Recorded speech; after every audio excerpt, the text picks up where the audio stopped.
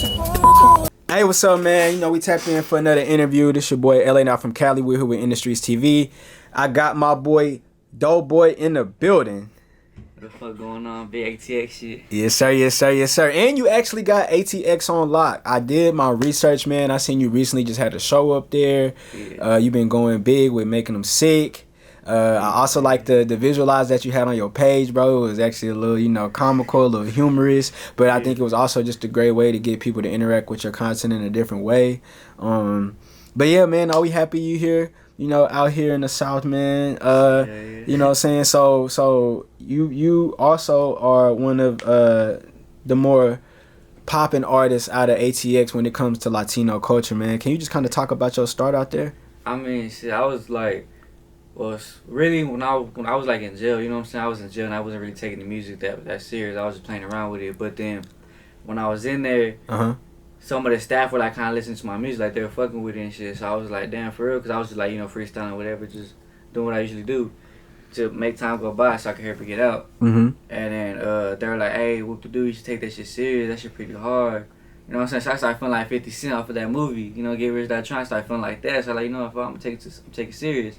So then when I get out, I seen that Peso Peso had posted his manager, B Breezy, the one who got us this interview. I seen that she posted it, that she was doing this mentor-mentee thing. And usually I'll hit people up on that, and I was like kind of bullshit them because I was always too, you know what I'm saying, not really trying to spend my money. Yeah. I was always like, you know, scared that I was going to get scammed on something, you know what I'm saying? Yeah. But then what kept running through my head was scary money make no money. So I was like, you know, I'm going to just take the risk. I sent her the bread. And like not even a week working with her, I had a show, I had an interview, like everything was going good, you know what I'm saying? So like my music stuff just went up, skyrocket since I started working with Breezy. That's what's up. That's what's up, man. So oh yeah, shout out to Breezy. Yeah, no, for sure. Shout out to Breezy. And who do we have right here with you, man? This is my girl Kay. Okay. So I did notice that you had her on your page. Are you an artist? Nah, I'm not. Okay. So she's number one supporter. Yeah, number one supporter. So we with that, man. So, I know you talked about a lot real quick right there. You said you did some time. What was that like? And also, have you recently heard of Swifty Blue? Is that the person you be listening to? He from LA. Nah, I haven't. Okay, so he's an artist. And technically, he was just saying. He's a Latino artist from LA, and he was just saying like he wants to keep everything like within La Raza, you know what I'm saying, within the culture, you know what I'm saying, pertaining to Hispanic culture, and he was just saying like he wouldn't sign to like a black artist because of the culture that comes from being institutionalized. Technically, like I want to keep everything within my culture with my people. I want to sign Hispanic artists, sign to a Hispanic person. Do you have an issue with that being in the South or being in like Texas when I know like the Hispanic and black culture is kind of more mixed?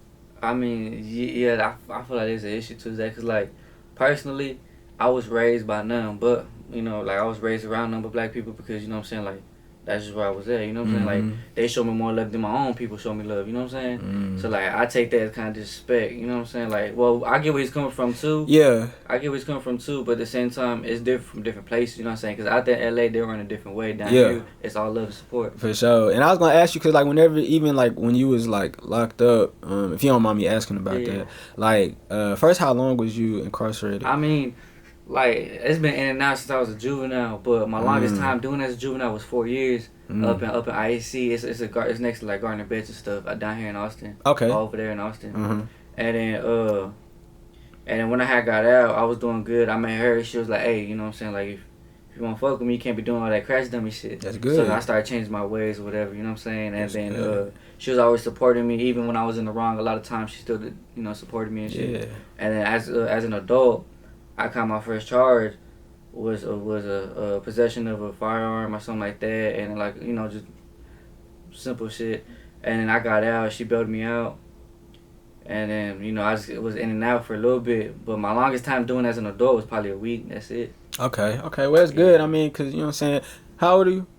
Shit, I'm barely 19. Oh, I just turned 20. Yeah. 20. Yeah, you young, bro. You got a lot of a lot of life ahead of you, a lot of success that's gonna be coming to you, man. I definitely think if you stay focused and on that right path, like God gonna make sure you see all the, the desires of your heart, bro. But But that's crazy though. So what was it like? I mean, and what part of Austin are you from? Was it like, I know the east side of Austin is supposed to be more, a little bit, I don't want to necessarily say like hood or ghetto, but I know it's supposed to be a little bit more tough. Yeah, it is like, cause hell yeah, especially that, cause I'm from Dove, which is south side of Austin, right? Okay. But I was, born and raised over there, but my mom was, what is that, Section 8. She was going through some Section 8 stuff, so we ended up moving to East Side in Rosewood. Mm-hmm. And, like, a lot of people, like, fight me, to try to bully me or whatever, because I was from South.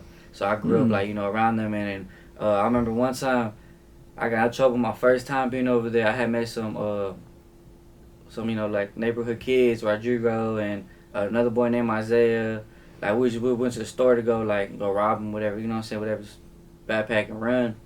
And I came home, my tea lady was like, you can't be doing none of that, or you're going to have to go, whatever. And she ended up throwing me out, which was my grandma's. I was barely 8 years old at the time. So I'm in my grandma's now, going through the same shit, just learning, whatever. And now my grandma stays in South, so I'm back in the hood and shit. So I'm just, chilling, chopping up everybody, still doing what I was doing, you know what I'm saying? But, like, better, I guess you could say, because I had guidance from the streets, you know what I'm saying? Like, I had OGs out there looking after me and shit, take care of me. Like, hey, youngin', don't do it this way, you gotta do it this way, you know what I'm saying? That was really it. But yeah, East Side, it's tough, you know what I'm saying? It's tough. But, you know what I'm saying? They say South's where the money at. Yeah, nah, for sure, for sure. Because I know they be talking about Austin, they'll call it Sawston, you know what I'm saying? Yeah. You know what I'm saying? So, like, a lot of people don't really know about, like, the culture of the city. They just think it's just, tech companies there, white people there, it's just money, you know what I'm saying? Like, so, you never really hear about, like, what actually goes on there. I mean, shit, recently Austin's been making the news like a motherfucker, bodies after bodies. Yeah. Everything going crazy out there right now. People getting active since they passed that law out there. Well, you carry a firearm without a license and shit. So shit been going crazy. Yeah. But usually Austin pretty chill. It's the heart of the music. We always have artists in and out. Yeah, it's definitely South by Southwest is a big thing. Y'all have the Austin City Limits Festival. That's pretty big. And then y'all also have like a real big film festival there. I don't it's know. Like a film and music festival. It's a. I mean, I'm not from there. You know what I'm saying? But yeah, for sure. But y'all definitely have a big music scene. To say the least. We got Quinn. We got Quinn FM. We also got we got Chino Low, like known artists there. We got Chino Low. Yeah. Miss Gold. Who else? I know. Chief Kari. She's a female artist. I haven't heard of her. Okay. I haven't heard of And then I met like Miss J-Walk. I know she do a lot of big shows and stuff. Yeah, she do a lot of shows. I went out there with an artist to open up for K Kilo, and she was actually the person who put the whole event together. So, you know what I'm saying? Somebody to tap in with. But nah, for sure, man. But so, what is it like being an artist from Austin trying to break within the Texas music scene? Really. It's kind of like, I mean, I'm just really going with the flow for right now because I don't know where I want to rap, you know what I'm saying? Like, cause I know I did a little bit singing here and there, and I did some love stuff, and I did some, some trap hood stuff, and then I also did some storytelling, you know what I'm saying? Like, I'm just basically trying to find what most of my fans really like, and once I find that, then I'm going to be on that way. But right now in Texas, like in Austin and everything, everybody's on that, they're on that Chicago drill stuff right now because that's what's popping right now. So do you find yourself trying to, I guess, make music for what's popular, being that Austin is still finding their scene when it comes to music? I mean, like when I like to rap, I like to speak to people, let them know what I've been through and shit that's been happening. But I also put a little bit of flow in it, a little bit of that drill stuff in it so people could really understand, you know what I'm saying? Cause like, what I notice, people like to listen to the beats. Once the bass hits, people start nodding their head. And that's when you gotta come in hard too. With the lyrics. Yeah, with the lyrics. That's when you gotta come in with the lyrics. And that's whenever, like, cause they're gonna listen to the bass, you know what I'm saying? They're gonna nod their head to the beat, and they're gonna run it back, and that's when they're really gonna listen to the lyrics, and they're gonna be like, oh damn, he killed that hoe right there, you know what I'm saying? That's how I do an experience. When I listen to somebody's song, I listen to the beat first, cause I can imagine hearing myself on it, and I'm gonna run it back so I can hear what they're really saying. Okay. Hablas Mayo? Hablas Mayo? A little bit, not too much. I was gonna ask you, like, are you a Spanish speaking artists because I just know that there's like 25 Spanish speaking countries. I speak Spanish. You know what I'm saying? So I just was like wondering, how do you distribute your music to Spanish speaking fans? Shit, or do you think they expect you to speak Spanish because a lot of people, Hispanic? like the other day I had someone hit me up. It was some girl. She was like, "Hey, can you translate the song to me for me?" And I was like, "What you mean?" She was like, "Well, I seen the flag in your bio, so I'm thinking, you know Spanish."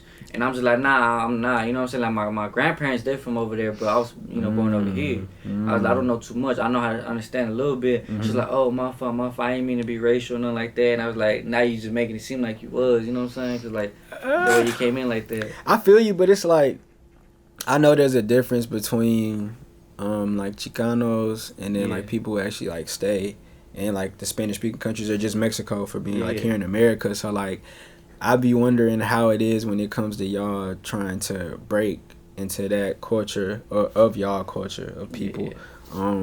Because like they might not know English, but they might like your music. You know what I'm saying? So it's like that's still a market that I feel you could tap into. And even if you're not translating it, shoot, if you just putting the lyrics in Spanish on your YouTube videos for your lyric videos, I still feel like you'll get it. A great amount of people. I was thinking about doing that too, because I go with DistroKid and they do it for me. Like they'll put the Spanish version. Oh, bet. Hey, you had the game, my brother. Shout out to DistroKid. Nah, for real. But I also wanted to ask you that because, like you said, you spoke on Peso, but I wanted to ask you, is there any other Hispanic artists that you look up to? I mean, besides SPM, that's really it, to be honest. So, I don't really like, I don't know, like growing up, I didn't really get to listen to music like that because it's always about, oh, you can't listen to that because you're young or like I'll never really have a phone because I was always out there in the streets and shit. You know what I'm saying? Like if you ask anybody from South or Austin, they'll tell you, Lil Zay, he'll always post up at the Valera on top of the hill by the red box. That's always where I posted up at. Like everybody knows me. Like old school people know me. Okay. So SPM, because I also recently did an interview with Peso, and he said SPM as well. Yeah, SPM. So what type of impact does he have on like y'all culture? Was he like the first Hispanic artist that just kind of blew and people attached themselves to? Okay. Hell yeah, type shit. Yeah. And what's some of his songs that you like?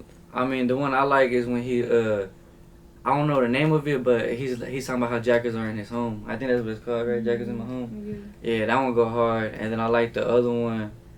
I forgot Mary Jane, and then what's the other one called? It's when he's rapping about it's like about his little daughter. Okay. Yeah, that'll go hard too. Okay, that's what's up, man. So like when you say like you like Peso, I know that's like someone that you could relate to, him being from Texas as well, and growing up within like the black community as well as the Hispanic community and breaking within this hip hop industry. Is he kind of like the Texas artist that a lot of Hispanics will want to work with to kind of break into that market, or do y'all feel like y'all can just put out y'all music and see who gravitate towards it? Like, do you have to have that feature? Do you have to have that stamp? I mean, personally, I don't think so, but a lot of other people would. Like, I know some people who are talking about planning to get money to make a song with him and stuff. But personally, I feel like if you're gonna blow, it should be off of your voice and your lyrics, not a feature. You know what I'm saying? But it's always good though to work with other artists too. You know what I'm saying? To get more and more like, hey, look, Peso made a song with him, and then Peso fans start coming to you. You know? It's like it's good. It's a good marketing skill, but at the same time, I feel like people shouldn't reflect on how you look or who you're making a song with. It should be about your voice and your lyrics, you know? Ah, that's real. Your art, for sure. Yeah, hell yeah. So, like, I know, you got a single out that you're working right now. Is there any bodies of work that we can expect, EPs, LPs coming from you? I got an album coming, matter of fact. Okay, so if you can give us a date. October, what was it? It's October 18th, right? October 18th, I'm finna drop it. It's like 10 songs. It's me featuring some other local artists in Austin and stuff. Okay, that's what's up. Yeah. So, like, when you're out there in Austin, like, where do you do shows at? Is it just straight 6th Street? Yeah, so most of the time 6th Street. If not, then it'll probably be like in the Domain or something like that, but nothing too big. It's always like little local shows. Okay. So, like, well, first off, I ain't asked you, like, how long have you been doing music? Well, really, like I said, I was only taking it serious. Like, it's only been like, what, 4 months I've been taking it serious. Okay. Yeah, usually I would play around, go hit the studio. But you was, I see what you're saying. You just been putting out music professionally for 4 months, but you've been doing it like since I was a kid. Okay, okay. Because my uncle, matter of fact, my uncle Merk, he had his own studio in the back. You know what I'm saying? And, like, I always be back there listening to him rap and stuff. Him and my cousin Jamal, that always make music. That shit go hard. I'd be tough. You know what I'm saying? And I was like, I always wanted to write, but I didn't know how. You know what I'm saying? I didn't know how to rap. I didn't know how to freestyle. I didn't know how to do nothing. Okay. So my cousin and my uncle, they helped me, and I became who I am now. That's what's up, bro. That's what's up. So, what's your goals, man? I know we closing out the year, but you know we got a brand new one, 2023 around the corner. You know, what can we expect from DoughBoyOfficial? Shit, I could expect visual after visual, interview after interview, show after show. Yeah. And I know for sure, at the end of this year, I'm gonna have a big project out with a whole bunch of artists. Like I promise, it's gonna be like Peso Peso, Sauce Walker. Who else? My biggest thing I'm trying to work on is with T Grizzly. I'm trying to get them 10 stacks so I could work on a song with him. That's my idol right there. That's one of the people I look up to. Okay. Why T Grizzly, man? Man, T Grizzly like every time he makes a song, you can feel where he's coming from. Like he puts his soul on the feelings beat. on the song. You know what I'm saying? Like you can feel like when he says something about some truthful shit, you can feel it. You be like, damn, I relate to that. You know what I'm saying? Like you can hear it in his voice. And I feel that nigga pain. You know what I'm saying? Yeah. Like, I feel that like. Man, that shit crazy. Like, nah, that's dope. That's dope. Yeah. I like the fact that you could say that. So, do you feel like when you go in the booth, is like what you're rapping? Is it relevant to what you feeling in, or is it like sometimes are you punching in when you go in there? I mean, sometimes we'll be in the studio for like hours, and I gotta keep recording till I actually feel it. Cause sometimes I'll be in my notes and I'll be like, damn, that's so hard, you know, writing it down. And then I want to go to the studio right then and then and record it, but sometimes it don't work out that way. So I have to wait, and I'll lose the flow. So what I'll do, I'll send her voice messages to me, you know, repeating. And she'll be like, yeah, that's hard, keep that, or hey, take that off and add this. You know what I'm saying? Like, she'll help me out. Yeah, okay, that's what's up. Is there any other artists outside of Texas that you'll work with that's Hispanic, like a Cap G? Cap G. Okay. Who else? I know it's a lot of West Coast Hispanic artists, like you got. Like Jeezy, I want to make a song with Jeezy. Jeezy's hard. Yeah, Jeezy hard, and Money Side Suede. Yeah, they I mess hard. with him. It's also some Bay Area artists who be doing their thing. They go hard. Jeezy, I made on my new album. I have a song called OGZ Flow. It's not gonna be like his, but it's his flow. So I call it. I don't want to sit there and take his flow. You know what I'm saying? So I call it OGZ Flow. Artists, man, people, and I never understand when artists get mad at one another and be like, "Oh, you biting my stuff," but it's like, bro, I mean, art. trends, you know what I'm saying? Yeah, you feel me? Not just that though, but like if an artist took something from like the 50s or 60s and they reinvented it in the 80s or 90s or the 2000s or now, you know what I'm saying? It's like none of this is new. It's just being reused in a different way. I feel like artists should be able to be inspired by other people or by other artists without it being like an issue. Yeah, like, definitely. Cause some people, I know some artists, local artists I work with, they sit like someone like kind of take their flow and they be like, he dick right, he hating. Yeah, that nigga might be like, shit, nigga, you hard. Yeah, that's what I'm saying. That's why I be telling like, bro, you know what I'm saying? Appreciate that shit, cause that's right there is gonna blow you up, cause they gonna be like, who they originated from. You know what I'm saying? There you go. Nah, facts. That's real. That's real, man. Well, shoot, man. You know what I'm saying? When can we expect some music from both of y'all? Shit, I've been trying to get her. She could sing. I've been trying to get her in the booth. She could talk on the beat, give you a little DJ Khaled. You know what I'm saying? I be telling her like she can sing. I be telling her like do my hooks, like do the ad-lib song. You know what I'm saying? And she be like, I don't know how to do it. I'm shy. Yeah. Well, pretty soon. Just wait on there. Pretty soon we'll have a song. It's all good, man. I mean, is there anything else you should let us know? Is there any visuals we should be expecting? Is there any... Make 'em sick. Me and Thorns, we got a visual coming soon with Babe Thomas. Okay, Thorns. Just dropped that Y too. Oh yeah, Y. It's an old song. I was going by my old name, MKZ. Okay. It's a visual we did. It's called Y. It's about like why do people envy me, you know, like shit like that, like some spiritual shit. And that visual, I'm waiting till I get 1,000 followers. Once I get 1,000 followers, I'll drop it for y'all. You know what I'm saying? Okay, where we at right now with the followers, man? Man, it be going up and down. Like I woke up this morning, we was at 450, and then I checked earlier, we was at 437. Like it just goes up and down. Yeah. I say Reels help out, TikTok help out. Hell yeah, that's why YouTube Shorts will help out. Also even if doing it's the QR codes going everywhere, putting them everywhere. Yeah, like smooth. When I performed down here in Houston last week, I had grabbed like 501s, and I put my QR card in every single dollar, and I was throwing it in the crowd and shit. Where you perform at? I performed at Rice Rooftop. Oh, you did? Yeah. You did that show where they start brawling at? Yeah. But I wasn't there for the brawl. I left before that. Oh, for sure. Yeah, I got lucky. Yeah. No. For sure. Yeah, because I was one of the openers for Peso Peso and all them. Yeah. So then we was vibing and shit. I was up there on the in the VIP with them and shit, and then we was kind of messing with it because it started being a lot of people, and a lot of people just kept looking because I had my diamonds in and I had a ski mask, so people are like, who's this person? You know what I'm saying? Mm-hmm. Everybody was looking, so I was like, it's probably time to go. Yeah, on the cool. Everything that's been going on in the world, it's definitely better for you to be safe out here, man. Yeah, so then we just drove back to Austin, just bang the song all over and over. That's a blessing, man. Well, sure, man. We appreciate your time here on IndustreetsTV, hot on the block. We with my boy DoughBoyOfficial, straight out of ATX. In the building, got the #1 fan with us, you know what I'm saying? Yeah. That's sure, man. We out, man. All right, peace.